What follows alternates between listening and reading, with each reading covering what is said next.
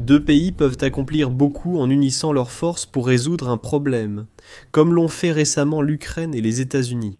Les développeurs de drones ukrainiens ont travaillé avec une entreprise américaine pour créer un véhicule aérien, sans pilote, destiné à infliger l'enfer à la Russie. Ce véhicule aérien sans pilote est prêt à l'emploi, preuve que l'Ukraine a réussi ce que peu pensaient nos possibles. Pour l'armée américaine, cela a aidé l'armée la plus avancée du monde à rattraper son retard dans le seul domaine où elle était vraiment à la traîne. Le jeu de drones américain s'est intensifié, entièrement grâce à l'Ukraine. Le 16 octobre, United 24 Media a annoncé qu'un drone à intelligence artificielle Artemis a été testé et approuvé pour la production de masse. Le drone a été développé par l'Ukraine en collaboration avec une entreprise américaine de défense, de drones, de logiciels et d'intelligence artificielle appelée Arterion. L'Ukraine et les États-Unis avaient un plan clair.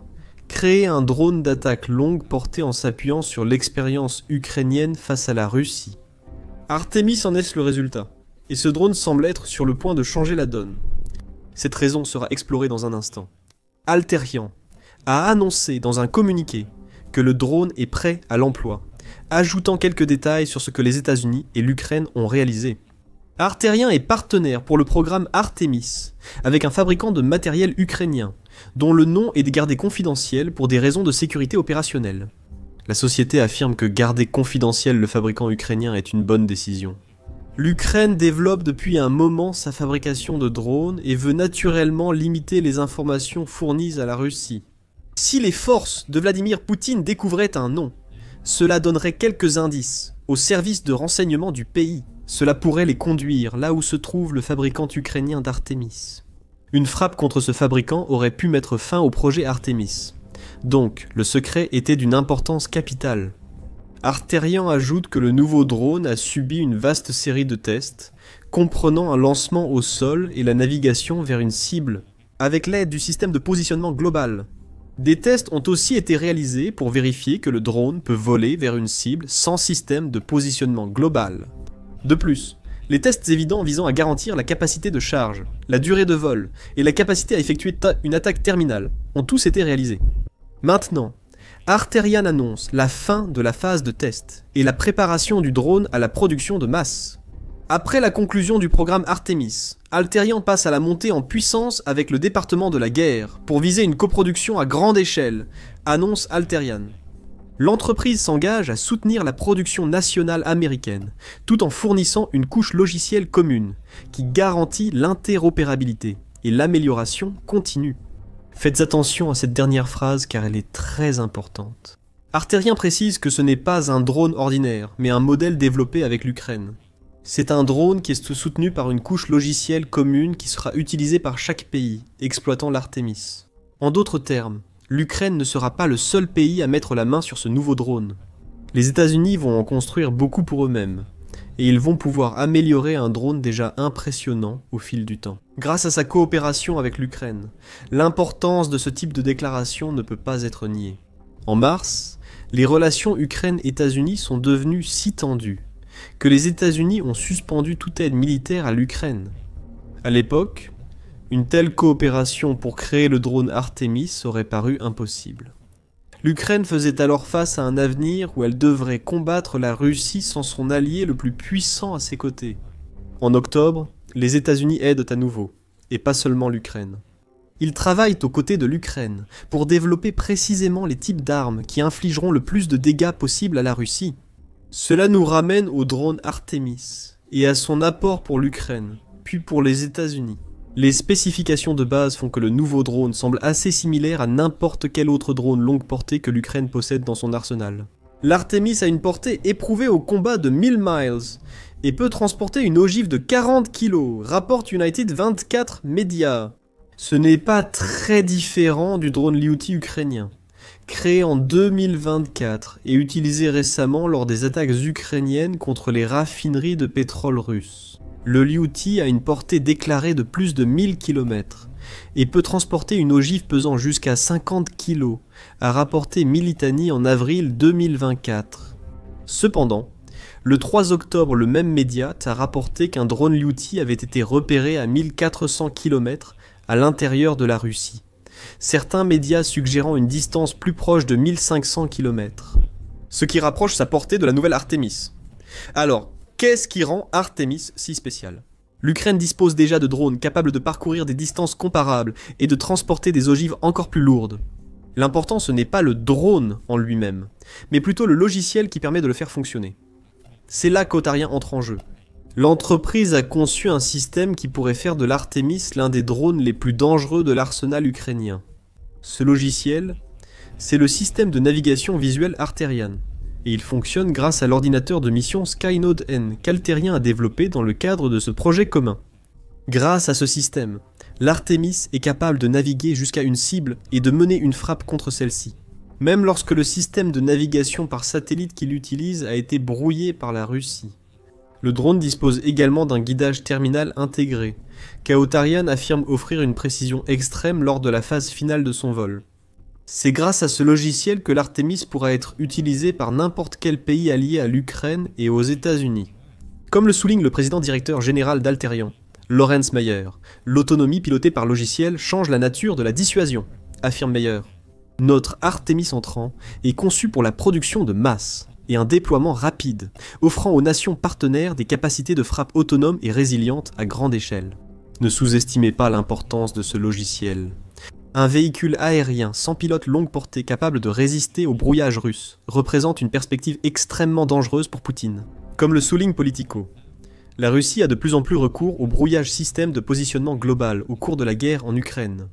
Souvent, cette technologie est utilisée à des fins de guerre hybride, comme les attaques constantes de la Russie contre la navigation et les avions volants dans l'espace aérien de l'OTAN.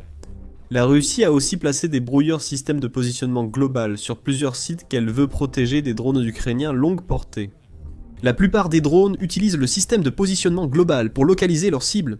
Quand le système de positionnement global est brouillé, le drone ignore sa direction et dévie.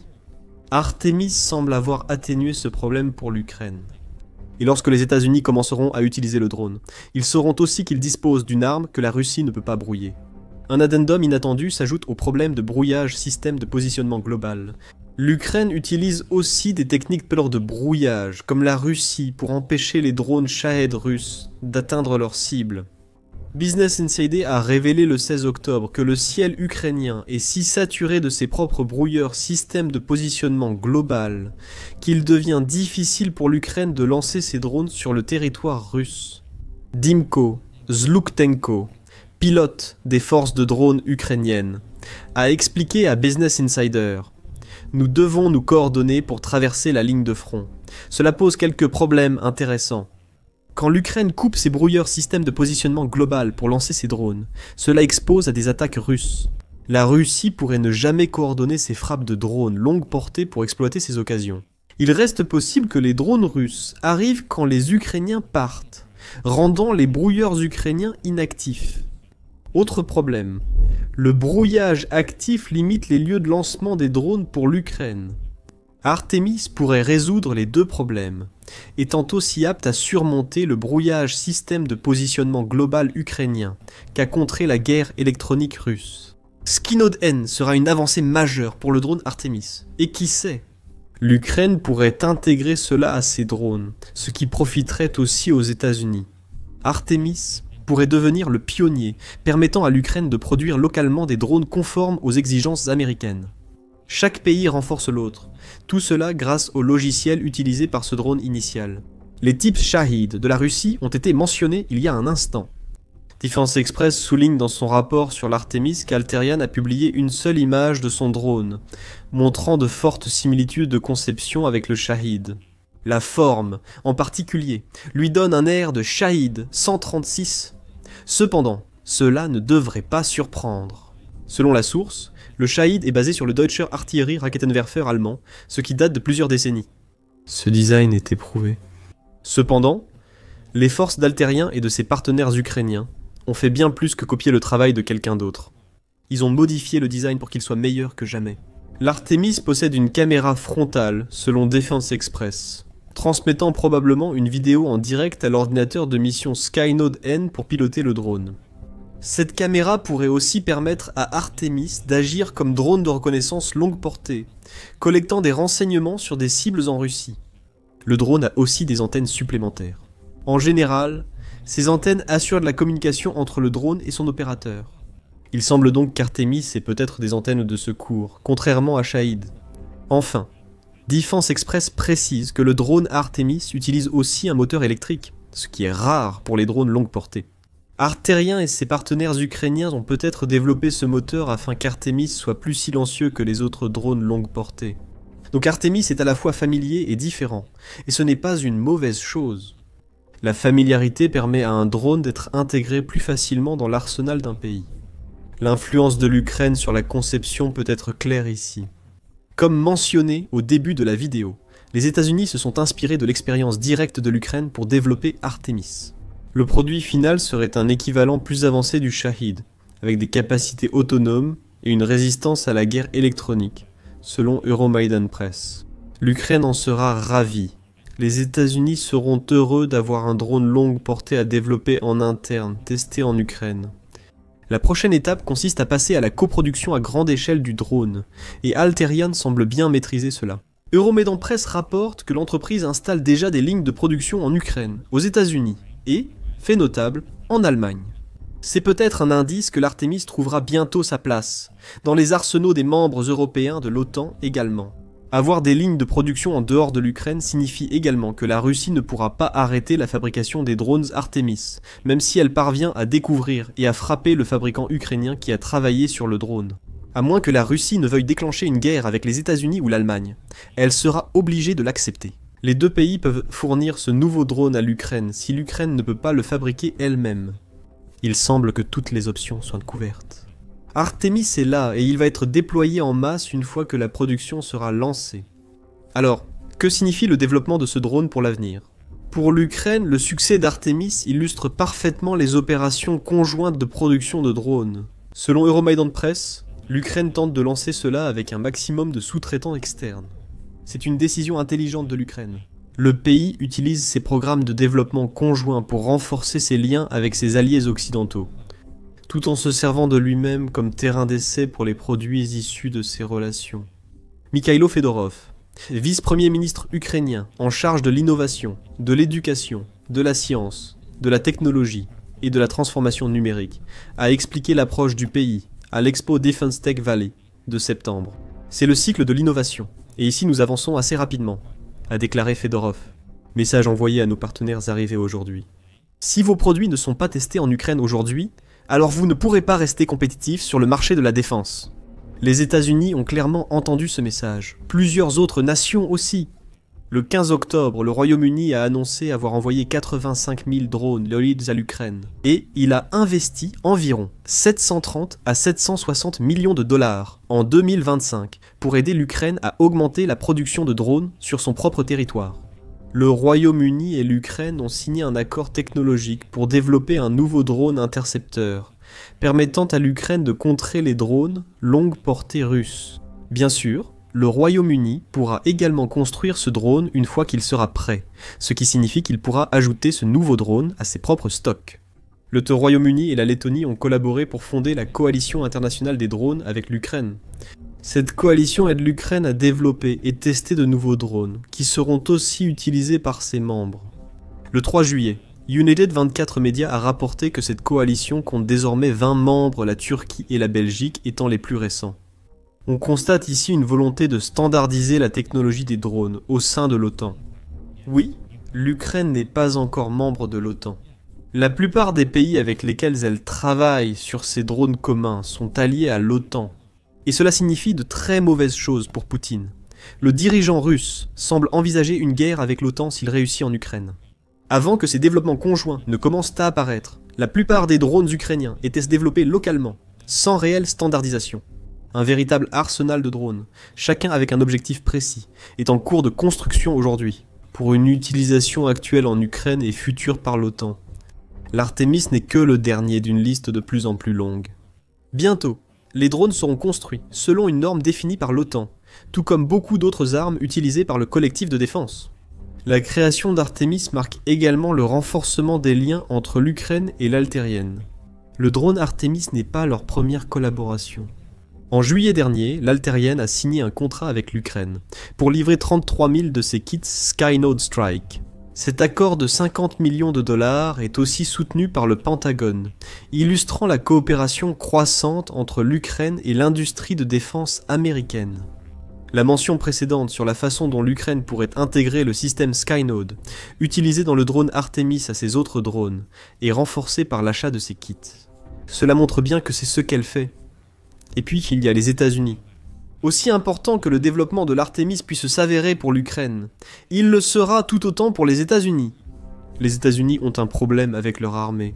Aussi avancée que soit la plupart de son matériel, les États-Unis sont loin, derrière de nombreux autres pays en ce qui concerne le développement des drones. Avant la guerre en Ukraine, il n'y avait pas de problème. Les drones étaient considérés comme utiles, mais pas comme des équipements capables de changer le cours d'une guerre. Mais l'Ukraine a changé la donne en utilisant des drones, prouvant qu'ils sont essentiels lorsqu'on combat un pays comme la Russie, qui utilise des tactiques d'usure au sol. Les États-Unis étaient confrontés à un dilemme. Ils avaient dépensé les décennies précédentes à injecter des milliers de milliards de dollars dans les prochaines générations de plateformes aériennes, de défense aérienne et autres équipements similaires. Mais ils avaient gravement sous-investi dans l'arme qui semblait s'avérer la plus utile dans une guerre contre la Russie, comme l'a souligné Cable News Network dans un article du 15 septembre.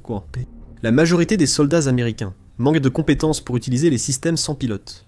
Bien que les États-Unis excellent dans la fabrication d'armes lourdes et coûteuses, comme les avions de chasse, chars et missiles guidés, le pays n'est pas prêt à produire rapidement de nombreux petits systèmes bon marché comme les drones, selon le média. Et Cable News Network n'est pas le seul média à le souligner. Le 14 octobre, le Warzone a rapporté que le lieutenant-général Charles Costanza, commandant du 5 corps, a reconnu que les États-Unis devaient rattraper un important retard. « Nous sommes en retard, je vais être franc. Nous savons que nous sommes en retard », a déclaré Costanza au symposium annuel de l'Association de l'armée américaine.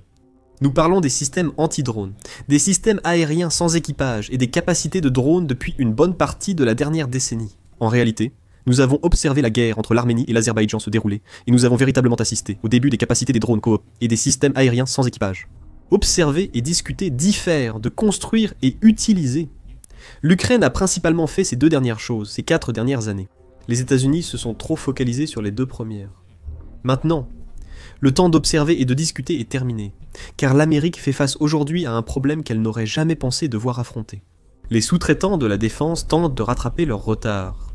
De nombreuses demandes sont déposées pour obtenir des images de frappes réussies de drones ukrainiens. Selon Cable News Network, Fedorov déclare « L'Ukraine a la possibilité de tirer parti de son innovation dans le domaine des drones pour se rapprocher davantage de ses partenaires occidentaux, et elle en profite. Les États-Unis, eux, approuvent les contrats qu'Alterian signe avec l'Ukraine. Ils savent qu'un autre pays les devance pour une fois en technologie militaire. Selon le secrétaire à la défense américain Pete Hegseth, la létalité ne sera pas limitée par des restrictions auto-imposées. Surtout quand il s'agit d'exploiter des technologies que nous avons inventées, mais tardé à développer. Hegseth affirme que la technologie des drones progresse si rapidement que notre principal risque est d'éviter le risque.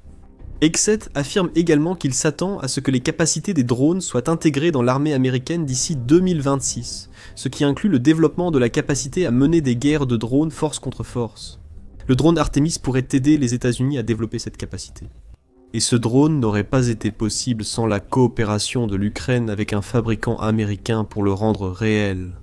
Il n'est donc pas surprenant que les États-Unis cherchent à rattraper l'Ukraine dans le domaine des drones. L'Ukraine a montré à plusieurs reprises que les drones permettent de neutraliser du matériel militaire plus puissant et coûteux. Elle l'a montré en utilisant des drones pour détruire une attaque mécanisée russe incluant le char T-90M, réputé invincible. Découvrez-en plus dans notre vidéo. Et n'oubliez pas de vous abonner à The Military Show pour suivre toutes les nouveautés sur la technologie des drones.